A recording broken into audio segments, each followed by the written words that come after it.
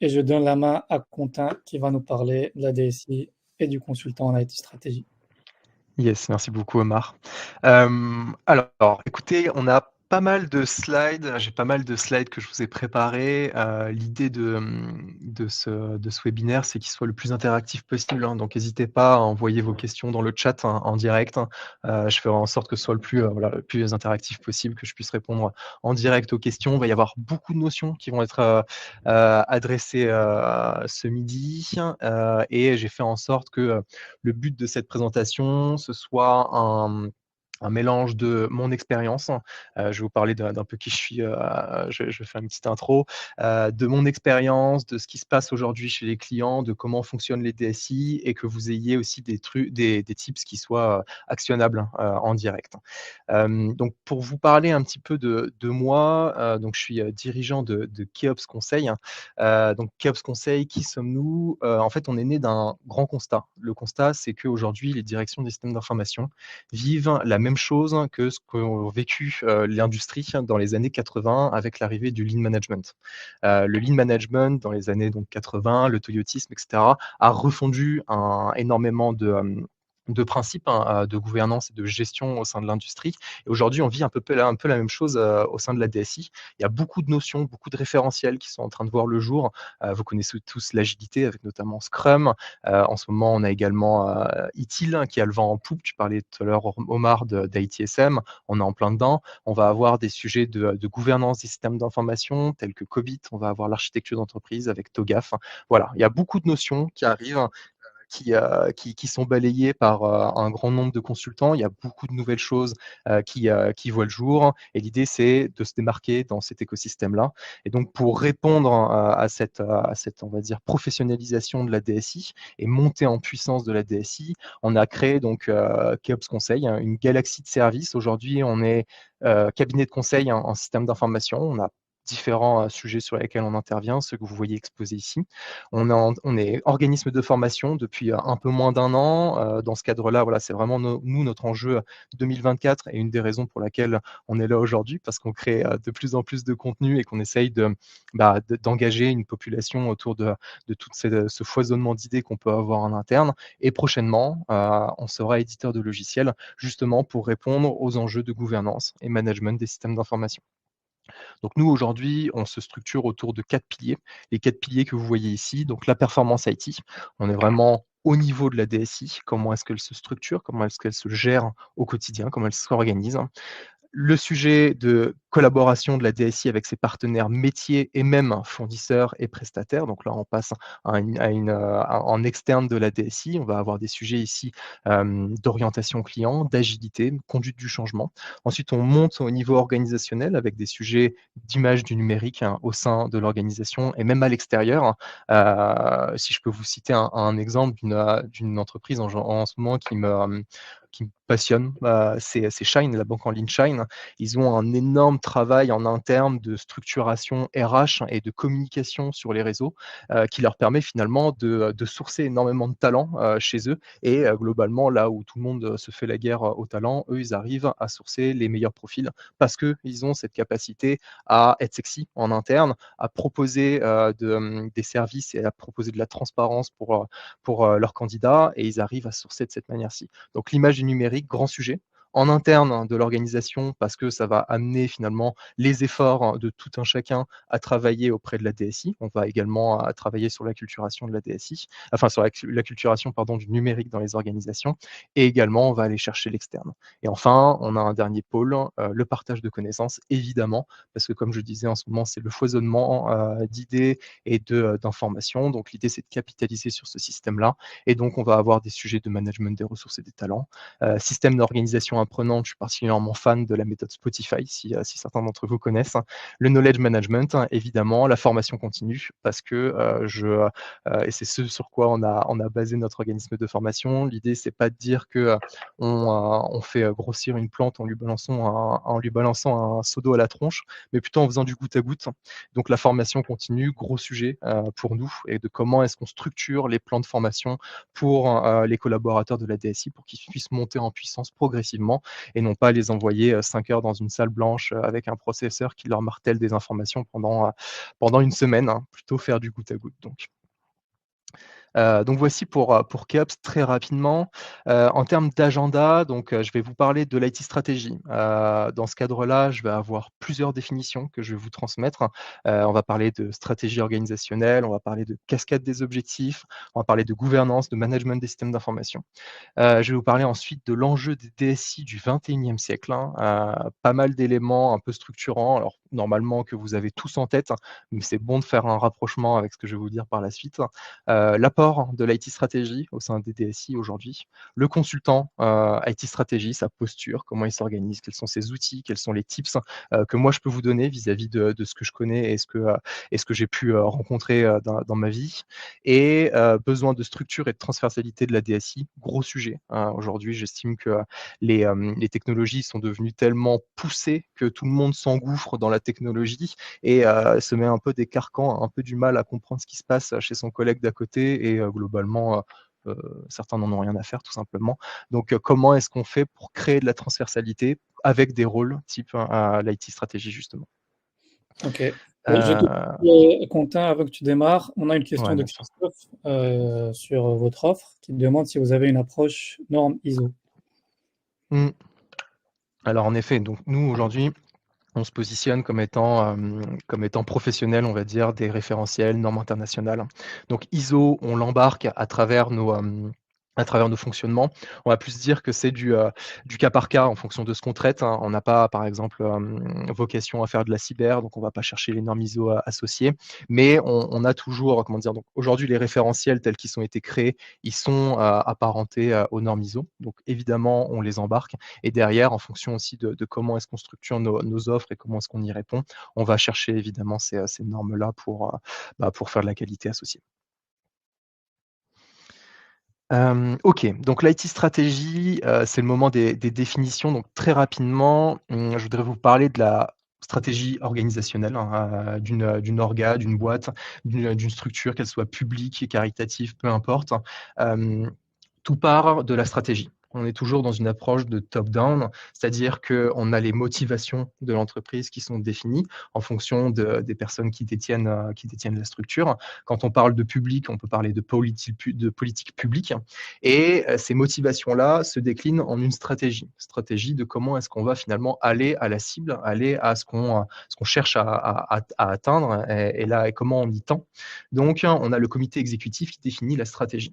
Derrière, on décline au niveau tactique, hein. Donc, le tactique, c'est finalement comment est-ce qu'on s'organise pour répondre aux enjeux stratégiques. Donc, c'est les directions au sein de l'organisation qui viennent décliner au niveau tactique la stratégie organisationnelle, hein, gérée par la DG directement. Et enfin, on a le niveau opérationnel. Ensuite, ce sont les équipes qui s'approprient la tactique, hein, donc organisationnelle, qui percole évidemment de la stratégie pour organiser son quotidien et comment est-ce qu'elle travaille pour aller chercher ce sur quoi on l'attend finalement. Et donc, tout fonctionne finalement par cascade d'objectifs, hein. On va avoir l'organisation, donc qui va définir sa stratégie, donc son but. D'un but, hein, pour une organisation, on peut parler de purpose, hein. Pourquoi la boîte existe? Pourquoi est-ce qu'elle vit? Qu'est-ce qu'elle cherche à atteindre? Tout à l'heure, c'est pour ça que j'ai fait exprès de faire un peu de storytelling autour de Keops. On est né d'un constat fort qui est que les DSI se professionnalisent de la même manière que, l'industrie dans les années 80 avec les référentiels et cetera. Voilà, c'est notre purpose. Comment est-ce qu'on accompagne aujourd'hui les DSI dans, ce système-là? Donc notre but, c'est la professionnalisation de la DSI. En termes d'objectifs, derrière, comment est-ce qu'on se structure? Donc, on crée une galaxie de services, hein. La galaxie service, ça va être le conseil, la formation, l'édition de logiciels. Ensuite, on va avoir les indicateurs clés, donc qui répondent finalement, qui permettent de mesurer, enfin, qui permettent de checker si on atteint ou non nos objectifs. Et on a les métriques, hein, qui, elles, mesurent globalement ce qui se passe de manière le plus bas possible au niveau de l'échelle, hein, pour être capable de faire remonter l'information. Derrière, on décline donc l'objectif devient le but de la direction et on a donc cette fameuse cascade des objectifs qui se crée au niveau tactique, au niveau organisationnel pour les équipes. Et on a toujours ce système-là. Donc ça, ce schéma que vous voyez ici, c'est du ITIL, hein, ITIL 4, hein, si je ne dis pas de bêtises, ITIL 4, hein, Direct Plan and Improve. Je vais beaucoup vous parler de référentiel aujourd'hui. Je vais essayer de vous dire je l'ai pas noté pour pas, comment dire? Faire des slides à rallonge, mais voilà, je vais essayer de vous dire d'où je puise, moi ma structure et ma pensée et notamment, ça va beaucoup être du utile, vous allez voir. Hem, donc ensuite, je vous avais dit que j'allais vous parler de gouvernance et de management, avant de parler, avant d'aller trop loin, on va dire, dans ce que je vais vous communiquer, je préfère revenir sur ce qu'est la gouvernance et ce qu'est le management, véritablement. Donc c'est 2 disciplines, qui sont, voilà, franchement différentes. La gouvernance, c'est l'art de diriger. Et donc, à travers l'art de diriger, on va avoir un sujet de définition des objectifs. Donc, j'évalue mon besoin, les conditions et options des parties prenantes. Je détermine les objectifs d'entreprise équilibrés en fonction évidemment de ma stratégie, des motivations de mon organisation dans laquelle je travaille et je suis placé. On va avoir des sujets d'orientation, établir l'orientation à travers la priorisation et la prise de décision.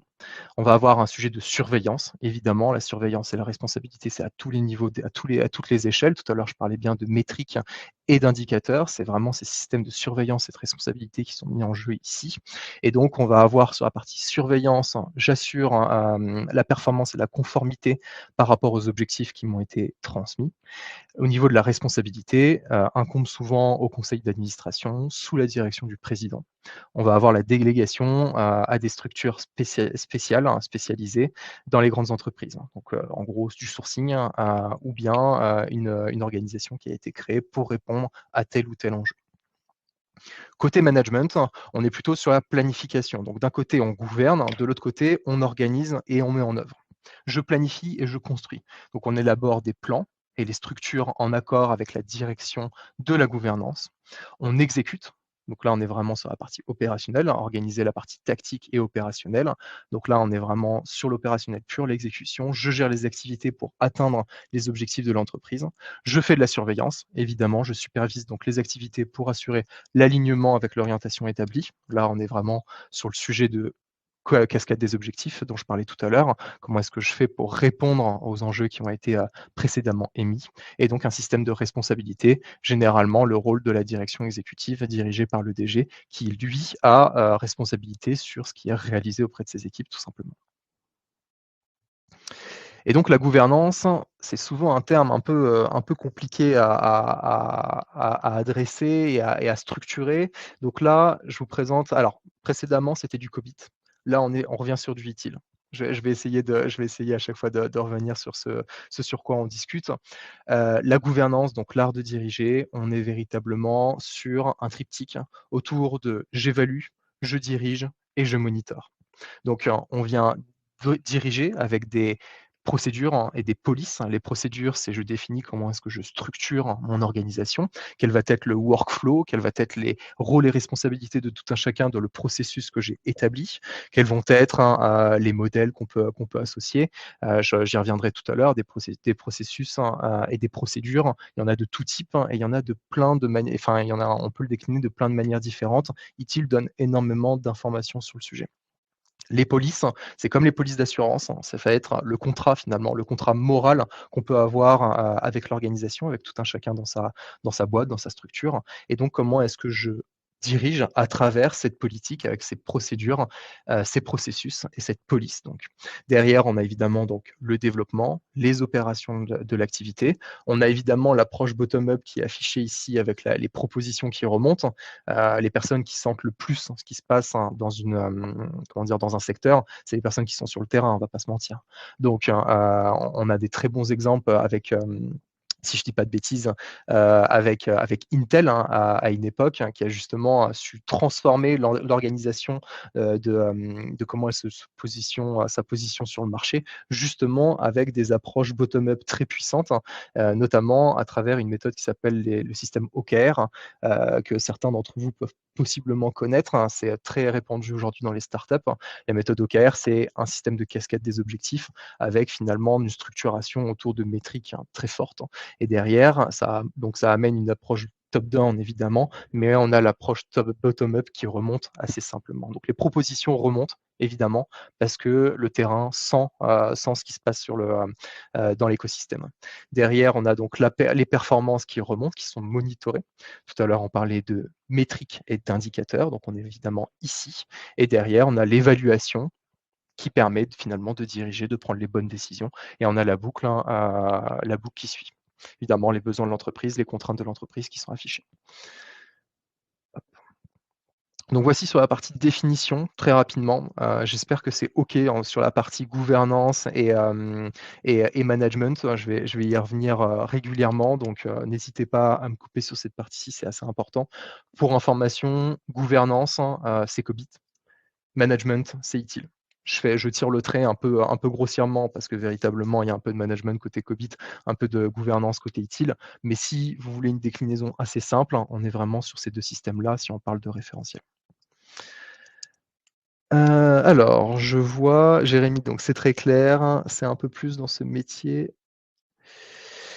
Franchement, être certifié ITIL, ouais, pour les consultants IT stratégie, si vous voulez mon avis, c'est ITIL Fondation, obligatoirement. ITIL Fondation est très simple à aller chercher. Le problème, c'est que ça apporte pas beaucoup de valeur à mon sens. C'est très décorrélé du terrain, donc vous allez apprendre des choses, ça va vous donner un certain nombre de, comme je le montre à l'instant, hein, ça donne des schémas, on va dire. Moi, ces schémas-là, ils sont gravés dans ma tête, ça me permet de les ressortir assez vite et d'être au tac au tac face à mes clients. Hem, Après, donc comme je disais, ITIL Fondation apporte juste une première brique, hein, qui est pas non plus très folle, hein. Moi, je vous conseille vraiment d'aller chercher, Direct Plan and Improve derrière. C'est donc, il y a ITIL fonctionne par briques, hein. Il y a 5 briques au-dessus, si je dis pas de bêtises. Et Direct Plan and Improve est vraiment très chouette, hein, en termes d'organisation. Vous avez également Digital and IT Strategy qui est sympa, mais là, un niveau assez élevé, on va dire, organisationnel. Voilà, c'est pas toujours simple à appréhender, pareil, un peu décorrélé du marché, mais ça donne des pistes, hein. Si je vous conseille vraiment, ouais, d'aller creuser utile, c'est très, très bon. Globalement, si je dois vous dire, une seule certification, pour le poste, enfin, pour aller chercher des sujets IT strat, c'est Direct Plan and Improve, donc vous n'êtes pas obligé de passer par la case, fondation pour aller chercher la suivante. OK. Alors, j'enchaîne sur la partie enjeux de la DSI du 21e siècle. Il y a beaucoup de choses à dire, vous en connaissez un certain nombre. Aujourd'hui, on parle de DSI qui sont business partners des métiers. Business partner des métiers, c'est on fait sortir de la on sort du cadre de la DSI technique, technologique qu'on peut connaître et on se positionne vis-à-vis, du métier, vis-à-vis de ce que l'organisation produit et comment est-ce qu'elle se positionne sur le marché pour aller finalement apporter de la valeur, donc stratégique, fournisseur de valeur pour les directions métiers. Donc on a un sujet autour de la valeur ajoutée au global, vous devez en entendre toujours parler. La valeur, c'est quelque chose qui revient très souvent. Aujourd'hui, on a un positionnement global des DSI qui est assez faible, à mon sens, donc en bas à gauche, qui est fournisseuse de services. On dit que la DSI est une boîte noire, elle coûte un bras, on ne comprend pas pourquoi on y passe on doit passer autant de temps sur les projets informatiques qui galèrent, hein, globalement. Et donc, comment est-ce qu'on fait pour passer la DSI à un système de création de valeur qui est fort, avec une vision, avec une croissance du digital, qui va ouvrir de nouveaux des nouveaux business, hein, pour l'organisation, de nouvelles verticales pour la structure. Donc on parle déjà dans un premier temps d'efficience du SI. Globalement, ce qu'on cherche à faire, c'est que pour que la DSI soit légitime et qu'elle puisse parler, on va dire, business, hein, déjà faisons en sorte qu'elle soit efficiente, hein, ça c'est le premier boulot. Et derrière, on ira chercher les métiers, on ira chercher la connaissance, hein, business pour être capable d'apporter un maximum de valeur. Donc voici globalement l'écosystème, ce vers quoi on doit tendre. J'imagine que vous en avez tous là relativement conscience, mais c'est bien de rappeler les basiques. Ensuite, on va avoir un sujet de comment est-ce qu'on fait converger le métier autour des outils digitaux. Donc là, c'est une matrice que j'affectionne particulièrement. On est ici, alors j'appelle la matrice 3N, parce que globalement, on va avoir sur la partie abscisse le modèle d'affaires, le modèle opérationnel et le capital humain.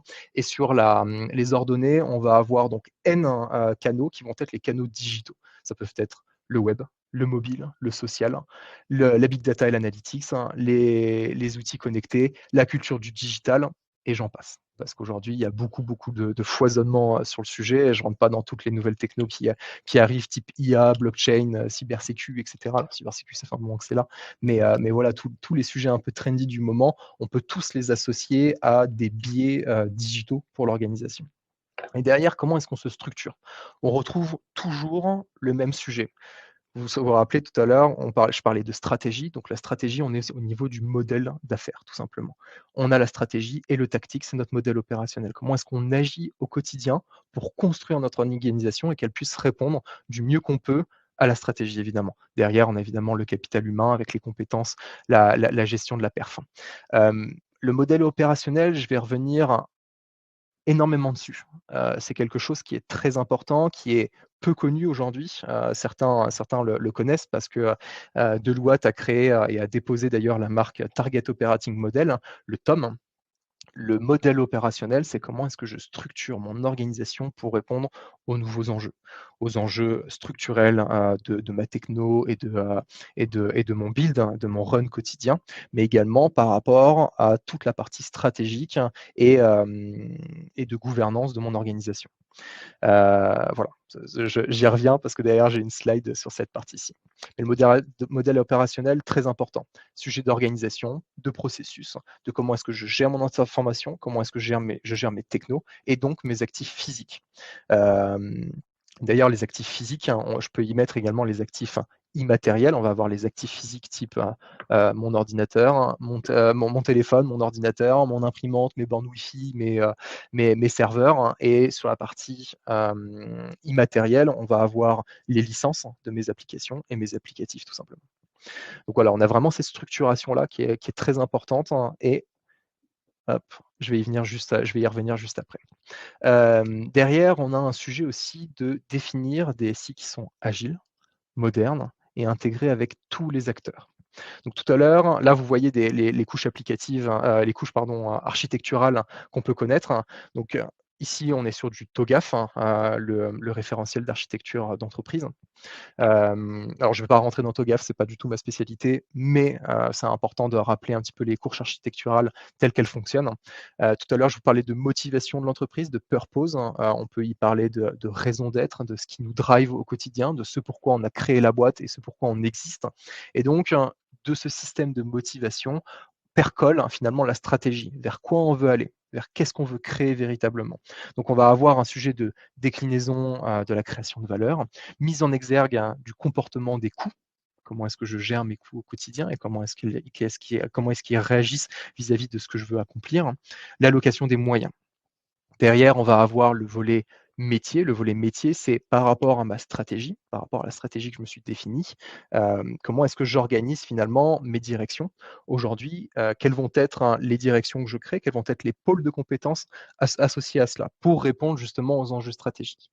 Donc l'architecture métier, ça va être une optimisation de la chaîne de valeur, la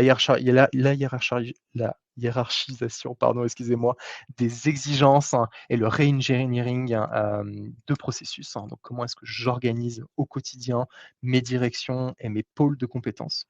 Derrière, on a la partie évidemment fonctionnelle. La partie fonctionnelle, ça va être quelles vont être les fonctions adossées à tel ou tel métier.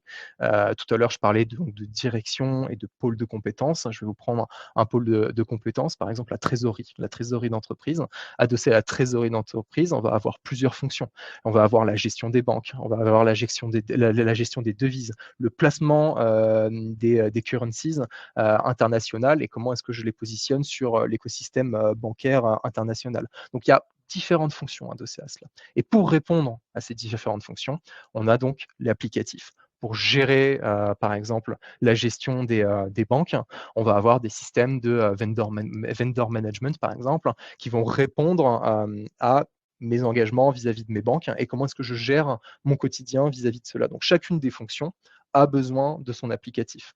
Côté, je vous prends un exemple, côté business développement, chez Keops, on va avoir du LinkedIn, qui est quand même une porte d'entrée assez importante avec Sales Navigator. On va utiliser des outils type Plusha, type Wallaxy, Lemlist, qui sont des outils justement qui répondent à une fonction qui est le business développement.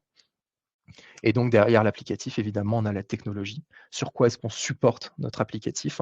Donc on va avoir finalement nos machines, nos serveurs et donc on va parler ici de virtualisation. On peut parler d'offshoreisation et de nearshoreisation en fonction des stratégies qui ont été définies, de cloud computing, d'infrastructure as a service, de mutualisation des briques techniques.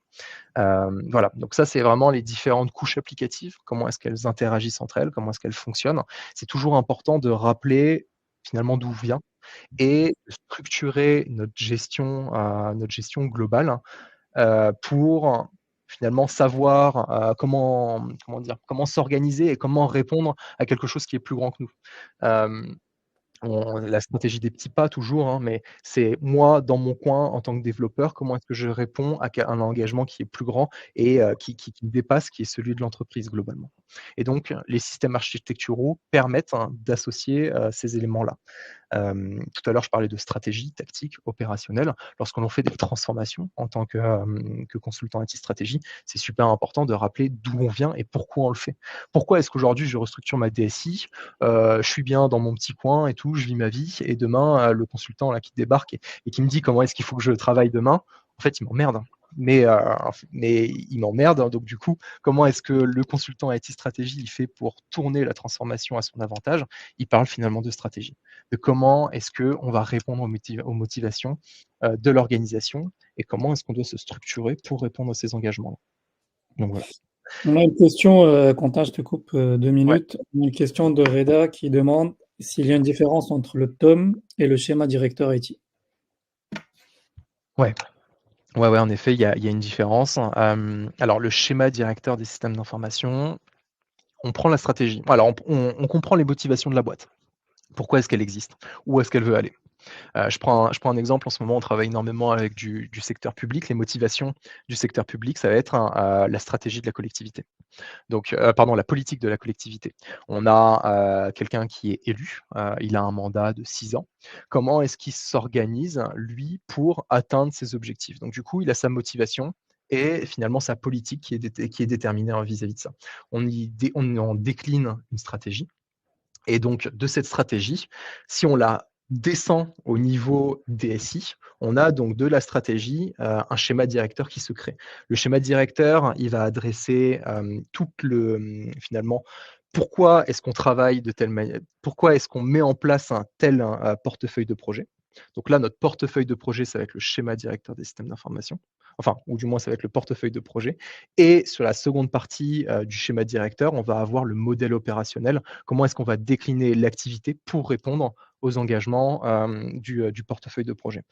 Je prends un exemple d'une organisation, par exemple, qui a besoin de restructurer comment dire? De restructurer tout son digital assez rapidement sur très peu d'années. On va lui mettre, hein, de l'agilité, mais on lui met de l'agilité pas parce que c'est trendy, pas parce que c'est sexy et que c'est la tendance du moment. On lui met de l'agilité parce qu'ils en ont véritablement besoin, parce qu'ils ont besoin de faire de la livraison rapide, produit et pour répondre à des enjeux finalement de résilience du marché, vis-à-vis du marché. Donc, voilà, l'idée c'est comment est-ce que je décline mon modèle opérationnel pour répondre à une stratégie, à mon schéma directeur et donc mon portefeuille de projet véritablement. OK, l'apport de l'IT stratégie. Alors l'IT stratégie, en gros, si je vous la fais très simple, c'est un terme très galvaudé pour dire qu'on fait de l'organisation des DSI. Et l'organisation des DSI, ça marche par de l'outillage. Tout à l'heure, je parlais de procédure, je parlais de police, je parlais de monitoring. C'est pas pour rien. Vous vous rappelez aussi sur le modèle opérationnel, on voyait organisation, processus, information, technologie, actif physique. On est sur de l'outillage pur. Alors c'est pas obligatoirement de l'outillage applicatif, même s'il y en a. Si j'en cite 2 d'outillage applicatif qui sont très importants, il va y avoir l'ITSM, il y a des petits ballons quand je parle. L'ITSM, c'est un gros sujet pour traiter finalement de toute la gestion du run, et du support, de ma DSI et on va avoir les outils PPM, Portfolio Project Management, qui elles répondent à des enjeux de build. Donc ça, c'est de l'outillage, on va dire, build, run, mais derrière, on va avoir de l'outillage en termes de procédure, en termes de système de gestion et si je prends un exemple, on va avoir, par exemple, toute notre brique de gestion documentaire qui doit vivre. La DSI, si elle fait pas de documentation, elle va mourir à petit feu, tout simplement, parce que, tout le monde va oublier ce pourquoi on a travaillé, durant les dernières années, durant les derniers mois. Donc la documentation, c'est un organe qui doit vivre, hein, c'est une procédure en tant que telle, qui a, un cycle de vie avec des rôles et des responsabilités et qui vit au quotidien parce qu'on a des documents, qui, vont voir le jour qui vont être créés, alors qui vont être créés soit par des éditeurs de logiciels, soit directement en interne de la DSI. On les a architecturés pour répondre aux enjeux de notre direction et donc ça a un cycle de vie parce qu'on va jeter de la documentation à un moment si c'est trop, si c'est devenu obsolète et on va en recréer des nouvelles. Donc ça, c'est de l'outillage pur finalement. Comment est-ce que je procédure mon activité pour répondre à des enjeux? Donc l'outillage, au-delà de l'applicatif, c'est également de l'outillage procédurier. Et c'est ce pourquoi les consultants sont souvent mal vus et on dit qu'on fait du bullshit à longueur de journée, parce que oui, comme Omar a dit tout à l'heure, on fait des slides. Et parce que les slides, en fait, c'est de la modélisation graphique. Ça permet à tout un chacun de comprendre les enjeux et finalement de former aussi autour de ce qu'on voudrait, comment dire, de ce qu'on veut transmettre. Donc du coup, voilà, la slide, c'est quand même important. Vous voyez, je vous balance des graphiques depuis le début, c'est pas pour rien. J'estime que coucher sur le papier, déjà ses idées, ça évite le brouhaha qu'on peut avoir de la voix et de je me perds dans ce que j'essaie de te communiquer. Poser sur le papier, c'est une première chose. Le rendre graphique est facile et appréhendable. Là, on est vraiment sur des systèmes finalement de communication qui sont assez puissants. Donc, l'outillage, ça vient répondre à des enjeux d'organisation. Donc, on vient améliorer l'agilité globalement parce qu'on a tout qui est référencé, on sait absolument comment tout fonctionne. L'architecture est un pan. On va avoir également, à travers l'ITSM, on va avoir la Configuration Management Database, qui est finalement l'ensemble du parc informatique. Comment est-ce que l'ensemble de mon parc informatique fonctionne? Quelles sont ses configurations et comment est-ce que l'ensemble de ma chaîne réagit, répond? On va avoir la gestion de la connaissance que je vous citais à l'instant et on va avoir également la gestion des changements applicatifs. Je fais un changement en prod, je le documente, je sais comment faire mon rollback, je sais le niveau de criticité qu'on a atteint, je sais comment mieux faire le coup d'après. Donc ça, tout ça, c'est de l'outillage. Donc ça permet de l'agilité. Ça permet donc une réduction des coûts qui est importante, la diminution du nombre de problèmes IT et l'amélioration des réponses aux incidents. Gros problème aujourd'hui au sein des DSI globalement. La facilitation de la mise en conformité aux besoins. Si on a tout qui est documenté, on a gagné. L'amélioration du service.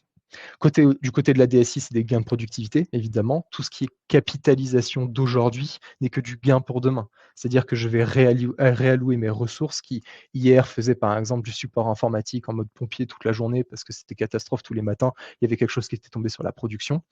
Bah, on arrête le mode pompier, on a tout documenté, on sait exactement tous les rouages de notre système d'information, on sait tout de suite d'où vient le pépin et on sait déjà comment résoudre telle ou telle problématique parce que c'est documenté depuis des mois. Donc du gain de productivité, de l'amélioration de la satisfaction client. De Christophe Contin qui demande si l'ITSM c'est forcément dans une démarche utile ou ça peut être fait à part sans démarche utile. Alors, l'ITSM est né d'ITIL. Globalement, ITIL a posé les fondements et la structure d'un certain nombre de systèmes et de procédures de gestion. L'ITSM est venu se calquer dessus. Donc l'un et l'autre fonctionnent de pair et les bonnes pratiques percolent de l'un à l'autre. Donc l'un et l'autre vont ensemble. À mon sens, enfin, je n'ai jamais entendu parler de distinction entre les deux. Donc voilà, je pars du principe que c'est 100% d'équerre et 100% en synchronicité. OK, donc pour reprendre les avantages de la DSI de s'outiller en termes d'IT stratégie et de structure, de modèle opérationnel, donc c'est donc l'augmentation de la satisfaction client, évidemment, parce que des temps de réponse qui sont plus courts, beaucoup moins de problématiques, au quotidien dans notre, numérique, d'entreprise. L'amélioration du déploiement à l'échelle des processus, l'accélération de la détection des incidents et de la réponse associée et donc côté agent, on va avoir l'amélioration de l'assistance informatique, une expérience identique, quel que soit le mode de communication, parce que tout est procéduré et on sait exactement comment répondre à telle ou telle crise, crise cyber, crise de panne en production. On va avoir la clarification des rôles et des responsabilités, l'amélioration de l'adéquation avec l'activité. Et donc, on a toujours ce système, vous le voyez, la valeur, donc la DSI fournit fournit des valeurs, c'est pas péjoratif de le dire, c'est le cas, elle fournit des services. Elle peut avoir également une brique stratégique avec voilà, des pôles de compétences qui sont très orientés business, mais à la base, c'est quand même un fournisseur de services. On dit que la DSI est une entreprise dans l'entreprise, c'est pas pour rien. On a donc tout le système organisationnel des personnes, chaîne de valeur, processus, les produits, etc. Et on a cette valeur dont les consommateurs sont finalement les membres et les collaborateurs de l'entreprise. Est-ce qu'on a, Quentin, des DSI qui sont vraiment contre ITIL et qui sont contre la mise en place d'ITIL de manière générale? Alors, euh, alors, comment dire? Comment dire de manière politique? On va dire que, il y en a certains qui n'ont pas conscience qu'il faille mettre ITIL. ITIL pose véritablement toutes les bases et toute la structure d'une direction. Pour moi, c'est clairement, moi je vous le dis, c'est mon meilleur ami. J'organise absolument toute l'activité de la boîte, hein, de Keops, à travers ITIL, parce que pour moi, c'est ce qui est le plus puissant. Les DSI qui font pas appel à ITIL s'ouvrent à finalement une gestion, on va dire, à l'arrache de leur activité. Et globalement, on va dire à 90 tous les DSI sont OK, sur le fait qu'il faille aller vers ITIL. Je dirais même 95, même peut-être 98. Il y a encore des irréductibles gaulois, qui pensent qu'ils peuvent se passer finalement de l'intelligence des meilleurs du marché qui se sont posés tous autour de la table pendant des semaines pour, sortir un des meilleurs référentiels qui existent. Voilà, donc oui, on va avoir des trous dans la raquette. Certaines personnes ne comprennent pas qu'on fasse autant appel au référentiel. Ils pensent que c'est du bullshit et que, on joue au cadoc parce qu'on est toujours avec, nos milliers de schémas et nos milliers de procédures organisationnelles. Mais globalement, il faut y aller. Il y a pas de sujet là-dessus. Donc il y en a certains qui sont pas convaincus. Ils sont très rares et heureusement. Hem Un élément donc par rapport à l'apport, de l'IT stratégie, c'est que donc là je vous sors quelques chiffres, hein, de la Standish, du Standish Group, donc dans leur Chaos Report, hein, sur finalement les projets informatiques. On a 71 des projets informatiques aujourd'hui qui échouent. Alors 71, ça peut paraître est très élevé, c'est le cas. On parle du triptyque, hein, coût, qualité, délai. Si on ne répond pas à un de ces 3 éléments, notre projet échoue selon eux. Donc du coup, ça fait des chiffres qui sont assez mirobolants. On a globalement 31,1 des projets qui sont stoppés en cours de route et ne sont jamais déployés. On a 52,7 des projets qui dépassent 189 des prévisions budgétaires. Et on a seulement 16,2 des projets informatiques qui finissent dans les clous du point de vue budget et des délais. On n'en a que 9 pour les grandes entreprises. Aujourd'hui, vous travaillez tous pour des DSI, vous savez très bien comment ça se passe, vous savez très bien que les plannings, ils font que se déplacer et que c'est souvent l'enfer parce qu'on a des dettes techniques dans tous les sens à gérer. Donc notre cadrage de démarrage de projet, il vole en éclats dès les premières semaines. Voilà, on est dedans. On est dedans et finalement, globalement, le constat est assez déplorable. Je ne sais pas ce que vous en pensez. Et donc, pourquoi est-ce qu'on est à un constat qui est déplorable? Il y a aujourd'hui une dépendance, hein, chez les DSI, auprès des fournisseurs et des partenaires qui est très forte, hein. Les partenaires, je vais parler des partenaires métiers, donc les directions métiers qui ne tiennent pas leurs engagements. Ça, je pense que vous le savez très bien. Les éditeurs, hein, qui vendent des fonctionnalités inexistantes et les pénalités financières qui ne sont pas appliquées aux prestataires. Donc ça, voilà, c'est ça aujourd'hui, c'est un constat qui est très fort, hein. Je vais vous parler d'un de mes clients. On a donc l'éditeur de logiciels ITSM qui a vendu une fonctionnalité, qu'il a racheté il y a 1 an, une solution, américaine. C'est un éditeur de logiciels français qui a racheté une solution américaine. Ils ont vendu, à notre client le fait qu'ils savaient, très bien, gérer, tel sujet. Et on se retrouve avec 8 mois de retard en ce moment sur le projet parce qu'en fait, il y a aucune motrice du sujet. Nous, on a explosé nos budgets. Keops, du coup, a été vendu à peu près pendant 4 mois à perte. On a offert 1 mois, mais bon, globalement, c'est déplorable, hein. Et le DSI, le fraîchement arrivé DSI se demande s'il va pas dégager la solution après plus d'1 an de mise en place de la solution. Voilà, globalement, je la fais très courte. Et là, Donc, évidemment, je parle que des sujets. Ouais, en parlant de solutions, on a une question de Reda qui demande si tu as des retours d'expérience sur les meilleurs outils en termes d'ITIL et si ServiceNow c'est toujours le leader et la ouais, solution la plus adaptée. ouais, ouais. ServiceNow, on va pas se mentir, franchement, ils sont vraiment complets.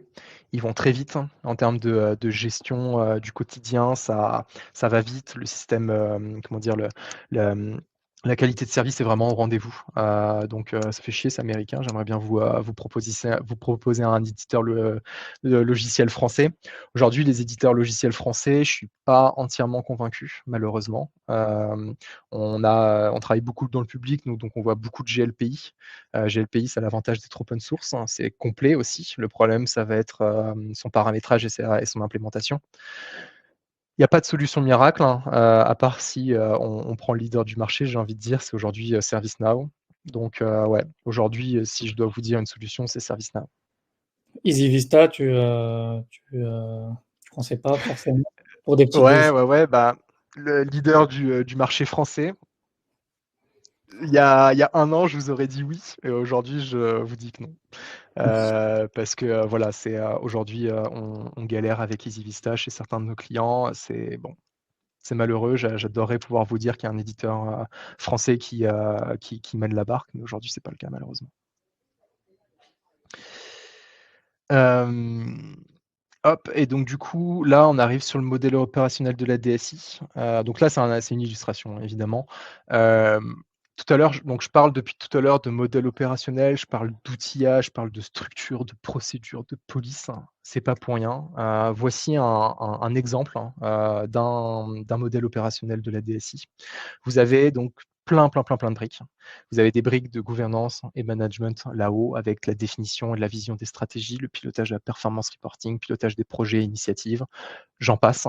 Ensuite, on a les briques finalement opérationnelles de notre DSI, avec la partie produit, la partie service et la partie socle technique. Toutes les briques que vous voyez ici, à mon sens, alors si vous devez créer demain un modèle opérationnel, gardez en tête que l'ensemble de ces briques représente le fonctionnement de mon organisation, de ma DSI, et je dois documenter chacune de ces briques-là. Chacune de ces briques a son cycle de vie, ses classifications et ses catégories en fonction de ce qu'on gère à l'intérieur, ses rôles et responsabilités, le RACI associé. Enfin voilà, globalement, si vous êtes capable de représenter toute la structure organisationnelle et donc opérationnelle de votre DSI avec des systèmes de briques tels que je l'ai fait ici, si vous êtes capable de documenter à l'intérieur de chacun de ces éléments et d'appliquer véritablement ce que vous avez documenté, normalement, vous avez une DSI qui est entièrement documentée et qui devrait tourner. Derrière, conduite du changement associé évidemment en fonction des populations auxquelles on s'adresse. Mais voici une illustration de modèle opérationnel. Je pense que c'est important de rappeler à quoi ça peut ressembler finalement. Ouais, je rentre pas dans les briques parce que on va y passer trop de temps, mais globalement, vous retrouvez absolument tout ici. Vous avez Product Management à gauche, vous avez au niveau des opérations, l'assistance à maîtrise d'ouvrage et la MOE qui sont également support de niveau 3 au besoin. Votre support qui est décliné sur le bas, support N1, N2. Vous avez voilà, système de sauvegarde, supervision, ordonnancement, hébergement. Vous avez en termes de relations clients, la gestion des engagements, la qualité, catalogue de services. Évidemment, on y inclut toute la partie gestion des incidents, gestion des demandes de services. On parle de Customer Centricity, vous voyez là, entre produits et services, c'est tout le sujet de comment est-ce qu'on se positionne vis-à-vis de nos clients internes organisationnels. Et ensuite, on passe sur la brique technique. Je ne vais pas rentrer dans le détail ici. Donc, le consultant IT stratégie. On en vient à notre grand sujet, maintenant que j'ai posé un peu les bases. Donc, son rôle, c'est d'agir sur la gouvernance de la DSI. On va avoir 5 grands piliers. Le premier, c'est l'alignement stratégique. J'en parle depuis tout à l'heure. L'alignement stratégique, c'est l'analyse des besoins de l'organisation, le schéma directeur et la déclinaison stratégique.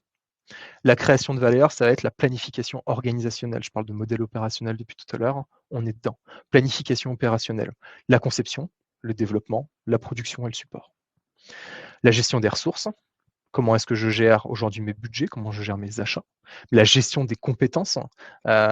Côté RH, on aime bien faire des GPEC, gestion prévisionnelle des emplois et des compétences. On est en plein dedans. Aujourd'hui, il y a une grosse pénurie en termes de talent dans l'IT. Donc, comment est-ce que je gère mes compétences, hein, comment est-ce que je peux me rendre sexy. Tout à l'heure, je parlais de comment est-ce qu'on peut se rendre sexy pour attirer les talents. La gestion de mes contrats, donc c'est la gestion fournisseur ici. On va avoir toute la partie de gestion des risques, la sécurité, les assurances, le plan de continuation d'activité, le plan de continuité d'activité et le PRA, le plan de reprise d'activité. Alors moi, j'avais une question. Ouais. Le consultant en IT stratégie, c'est qui son client? Est-ce que c'est forcément le DSI en personne ou C'est ma slide juste après, Omar. Je te ouais. la pas de souci, pas de souci, pas de souci. Et donc je finis donc mesure des performances, donc le bilan, le contrôle de gestion, l'analyse des impacts et je passe à la slide suivante justement, donc les interlocuteurs, du consultant IT Strat. Alors, vous avez donc vous voyez une petite flèche là qui part du bas vers le haut en termes de seniorité. Pour moi, le consultant IT Strat, hein, quand il démarre en tout cas sa fonction, il vient travailler avec les managers et le PMO de la DSI. Donc, études des projets, infrastructure, archi, le support, les développements et le PMO. Quand il passe un certain niveau, on va dire, de maturité, il va être capable de parler d'égal à égal directement avec le DSI et les directions métiers. Là, il passe un step, il est capable de se positionner sur des sujets de gouvernance et de management assez forts, et donc il a globalement une big picture qui lui permet de travailler à ces niveaux-là. Et un niveau encore plus élevé, il va parler directement avec la DG. Donc, j'ai démarré en tant que PMO. En tant que PMO, j'arrivais à parler donc avec toute la première brique qui est en dessous, donc les différents chefs de service, le PMO. Quand je parle de PMO, c'est vraiment le PMO adossé à la DSI, hein, quelqu'un qui a déjà un peu de bouteille. Donc c'est quand même un travail, enfin comment dire, en termes de posture et de positionnement, il faut savoir que le consultant, il est bon, globalement il est malmené. Tout le monde a une très mauvaise image du consultant.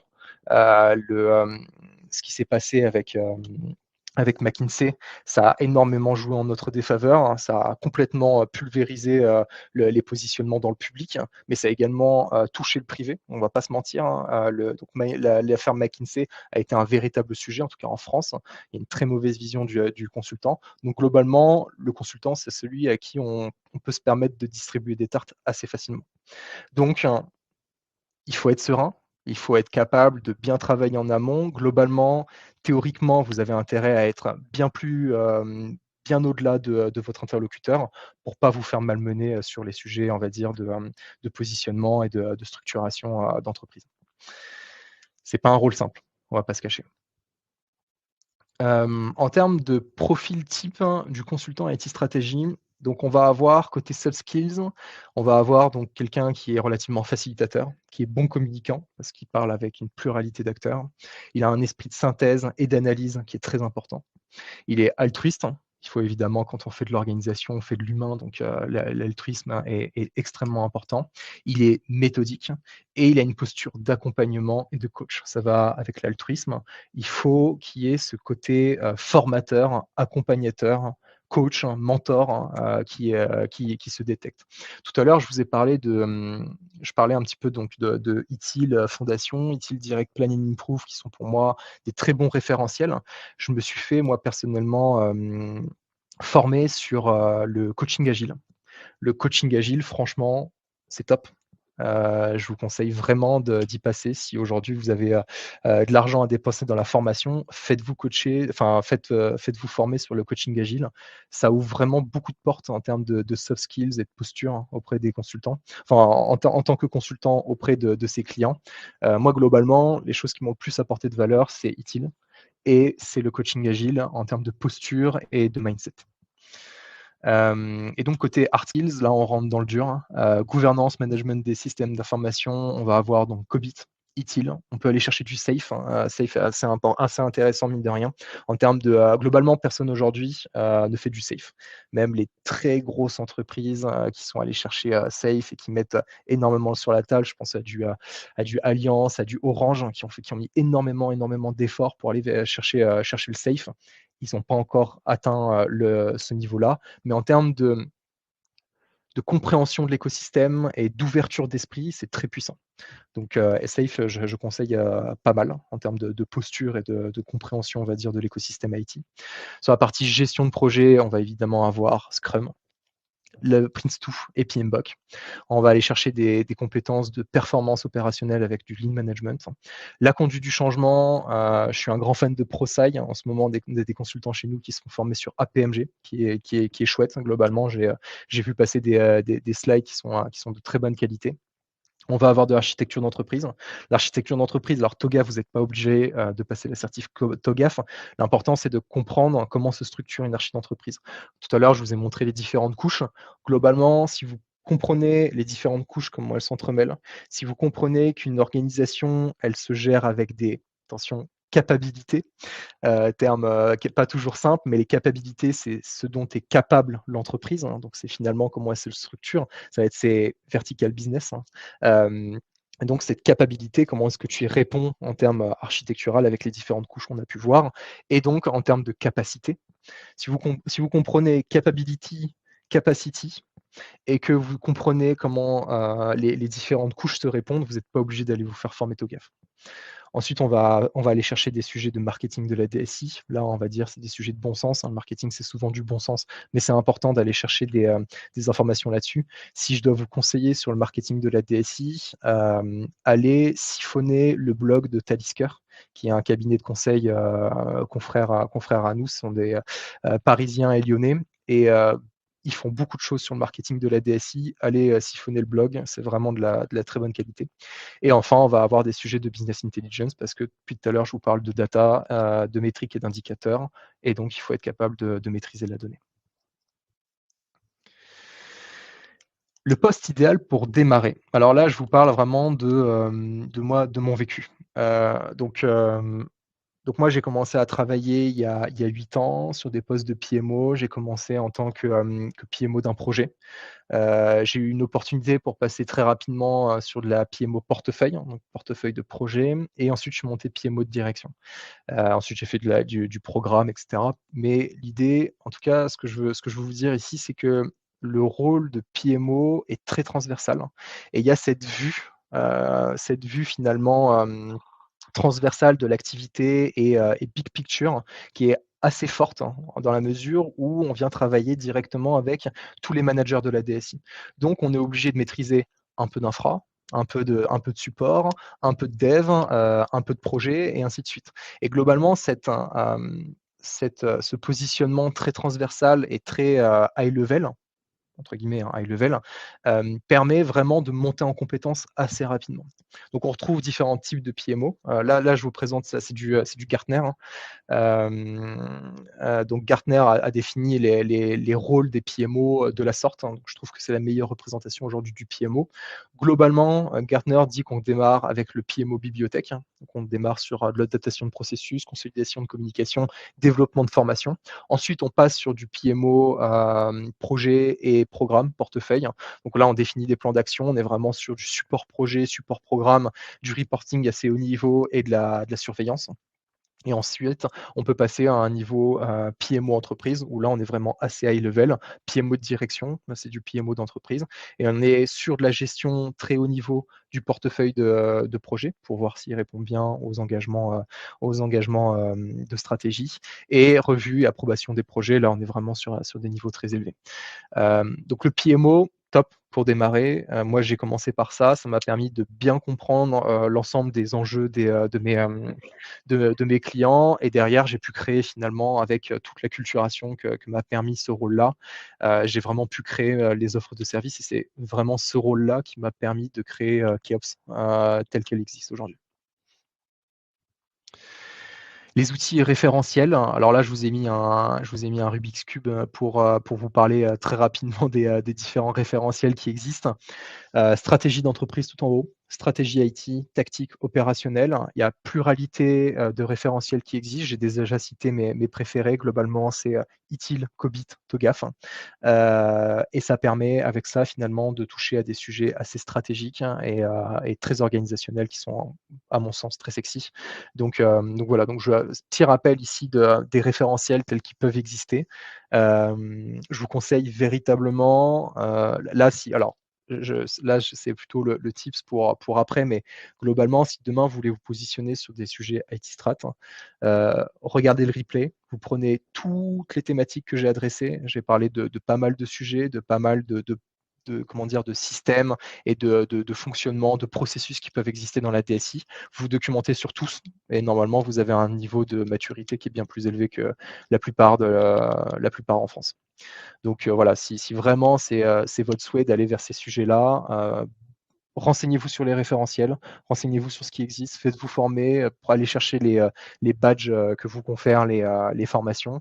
Et globalement, vous pouvez aller très, très rapidement vous positionner sur des sujets IT strat. Et ensuite, je voulais vous parler de mes inspirations. Alors, cet avis, il engage que moi. Je vais puiser énormément de mes inspirations de la startup. Globalement, je trouve que les startups qui font du SaaS, donc du produit SaaS, c'est l'évolution ultime de la DSI.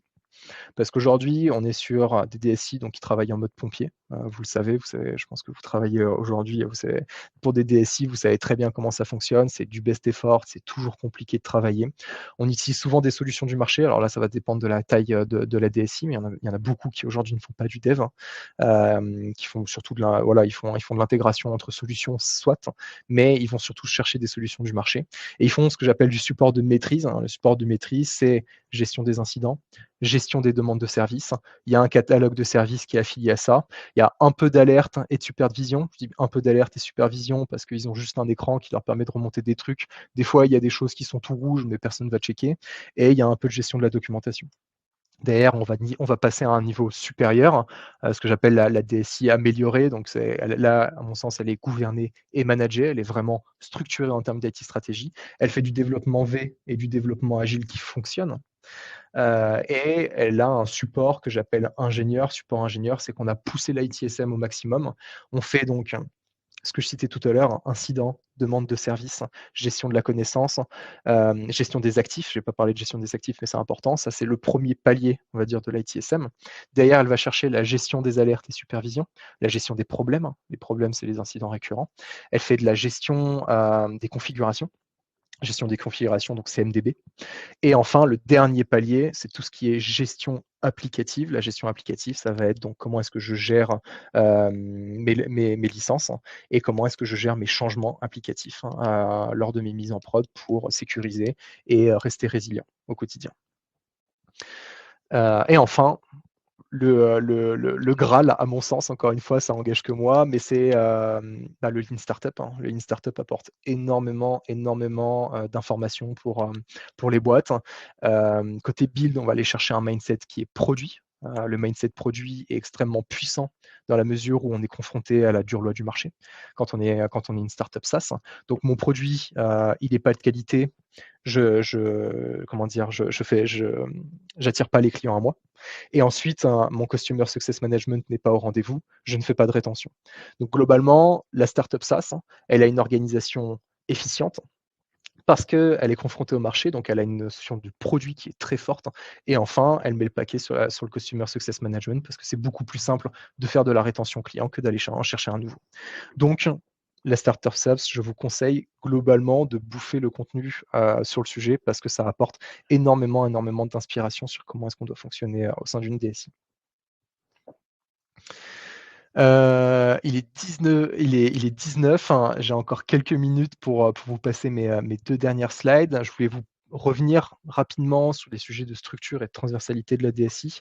J'ai essayé de rentrer dans différents sujets, voilà, de vous donner un maximum d'informations sur comment est-ce qu'on structure, comment est-ce qu'on opère au sein d'une DSI. Je voulais vous parler du besoin de transversalité. Je vous ai mis 2 schémas. Un premier schéma, c'est comment est-ce qu'on agit sur la gouvernance projet. Au début, je vous parlais pas mal de motivation. On a vu la motivation sous les couches architecturales. La motivation, c'est la raison d'être de l'entreprise, ses valeurs, ses comportements et ses standards. Derrière, on décline l'aspect stratégique, donc les objectifs et la stratégie métier. On a donc le schéma directeur des systèmes d'information qui se construit. Donc, schéma directeur des systèmes d'information, c'est à la fois le portefeuille projet et le modèle opérationnel de la direction. Le portefeuille projet, il est décliné en programme, en projet. Derrière, on a des outils de gestion. Donc, les outils de gestion, c'est vraiment des outils projets, hein. Je parlais tout à l'heure de Portfolio Project Management. On est dedans. Donc, les outils PPM, les outils de gouvernance qui va être RACI, maîtrise des risques, matrice des risques, pardon, les procédures, les outils de reporting, les templates divers et variés qu'on peut avoir dans le cadre d'un projet et les plans de communication. Et donc, vous voyez, vous avez toujours cette continuité entre mission de l'entreprise, le niveau stratégique, le niveau tactique et le niveau opérationnel, avec différents apports de valeur. Donc, c'est toujours bien, à mon sens, hein, de reprendre de la hauteur et de se dire: «Voici comment se structure mon organisation et voici comment je fais pour répondre aux engagements stratégiques, hein, de mon organisation avec les projets que je mène au quotidien».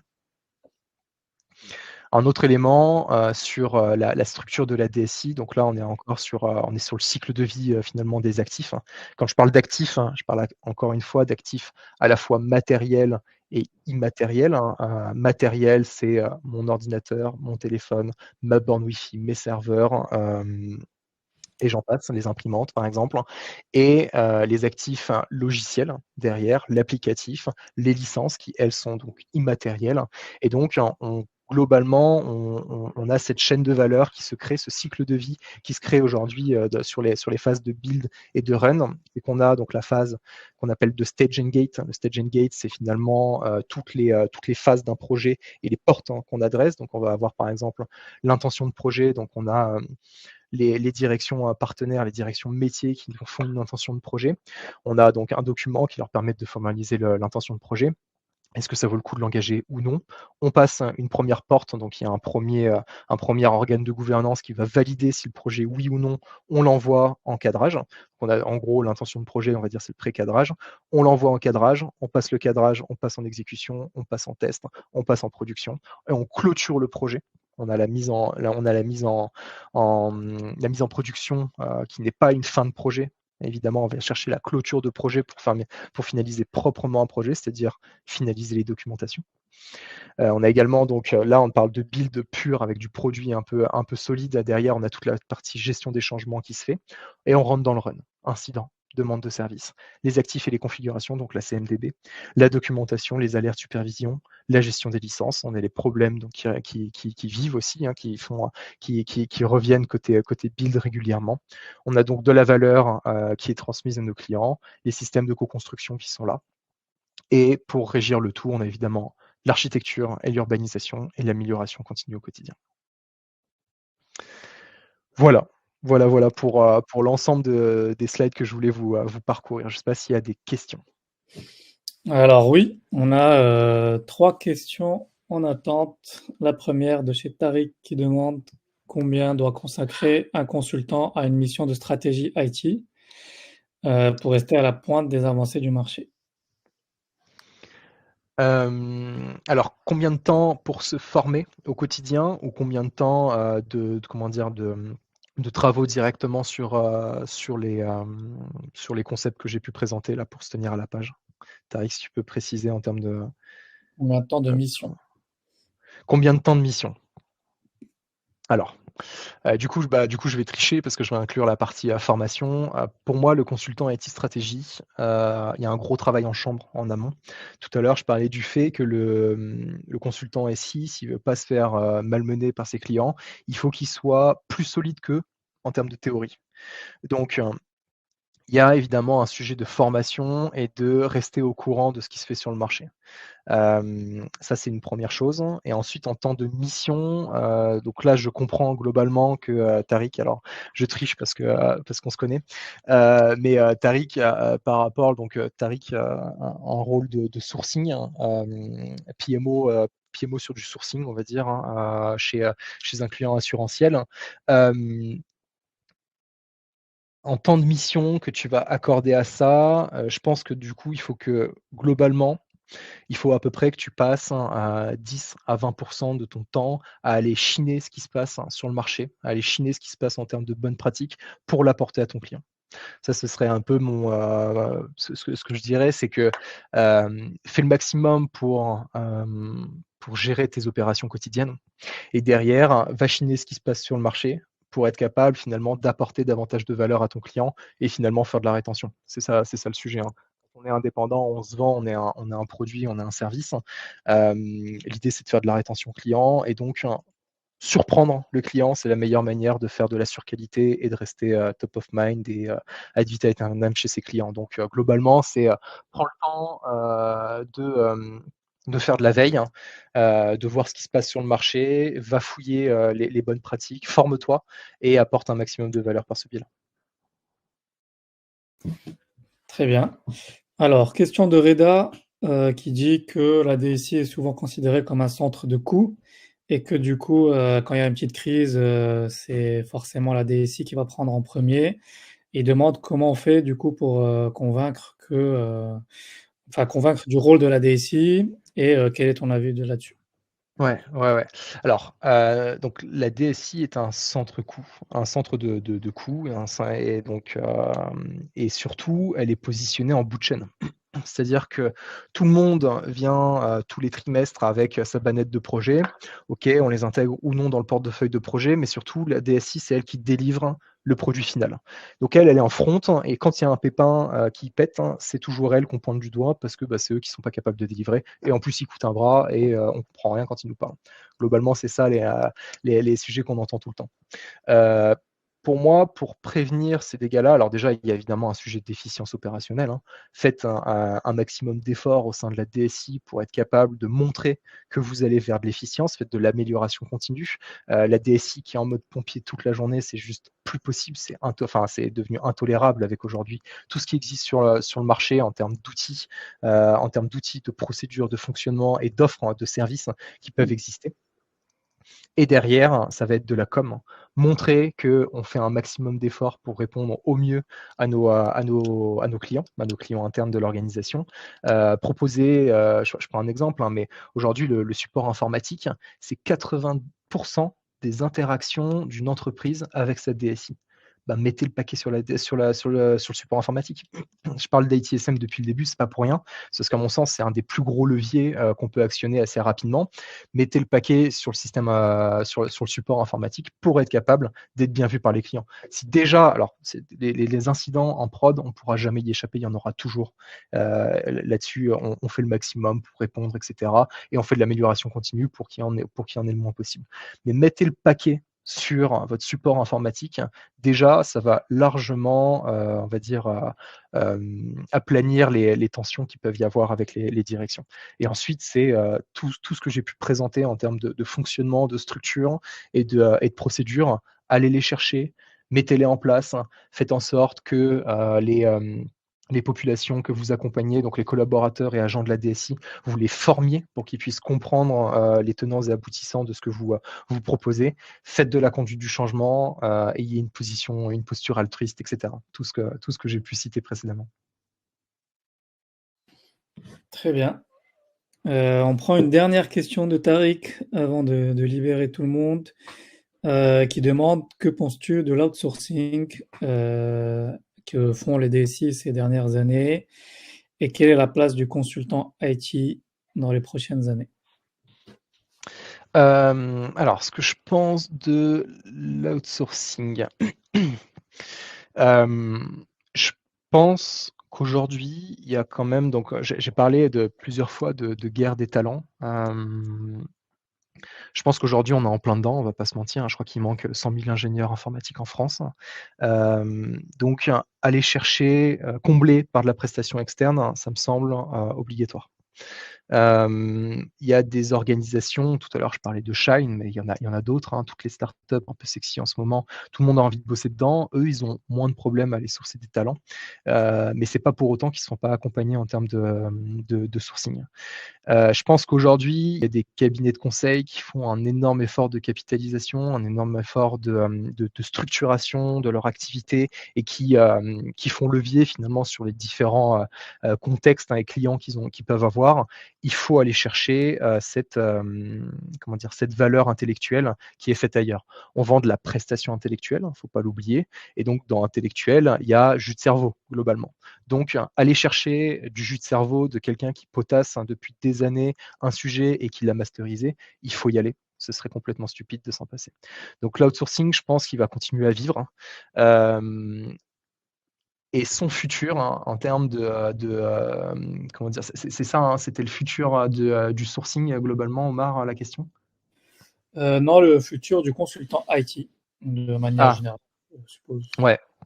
Le futur du consultant IT, c'est une très bonne question. Je pense qu'on va continuer à survivre de la même manière qu'on l'est aujourd'hui. Je suis pas sûr. En ce moment, il y a un essor du freelancing. Aujourd'hui, là, on est en plein dedans avec vous, Sixième Homme. Il y a de plus en plus de personnes qui se lancent freelance, certes, mais je pense qu'il y aura pas plus d'offres d'outsourcing que ça. Je pense qu'on va toujours rester sur un palier d'interne, externe. On va pas se mentir, un externe, ça coûte quand même une blinde, hein. Certes, on met à côté les problématiques qu'on peut avoir avec un CDI, mais peu importe, ça coûte franchement, on va pas se mentir, ça coûte cher, hein. Je le vois moi en interne, dans les effectifs. Aujourd'hui, on est 15, hein, chez Keops. On est un petit peu plus d'internes qu'il n'y a d'externes. Si je pouvais avoir que des internes, je le ferais. Mais je vais chercher de la prestation externe parce que c'est eux qui m'apportent de la valeur et j'arrive à capitaliser à fond sur eux et j'ai des personnes en qui j'ai confiance. Mais voilà, j'arrive pas vraiment à répondre à la question, c'est trop gris, il n'y a pas de blanc ou noir. Mais voilà, j'essaye je pense que globalement, il y aura toujours des internes. On va pas se mentir, il faut des internes pour faire tourner les boîtes. Donc ça va continuer. Et la prestation externe, je pense pas qu'elle explosera. Mais par contre, les cabinets de conseil vont tout doucement mourir. Voilà, ça c'est la petite bombe de fin. C'est une très belle conclusion. Tu as donné de l'espoir à tout le monde avec cette conclusion. Bah, écoute, merci beaucoup Quentin, la présentation était super, le sujet était très clair et très bien détaillé et merci à tous, qui étaient présents. Donc si vous avez, des besoins de conseils en IT Strat, vous pouvez contacter Quentin, et si vous voulez, passer freelance, ce que vous l'êtes déjà, inscrivez-vous sur sixièmehomme.io. Vous pouvez, rejoindre, beaucoup d'autres freelances, et échanger avec eux et pourquoi pas faire votre première mission en freelance avec nous. En tout cas, merci à tous. Vous retrouverez le replay sur YouTube et on vous fera un petit mail récap avec les contacts de Quentin, de Sixième Homme et le lien du replay. Voilà, merci à tous. Bonne journée. Merci.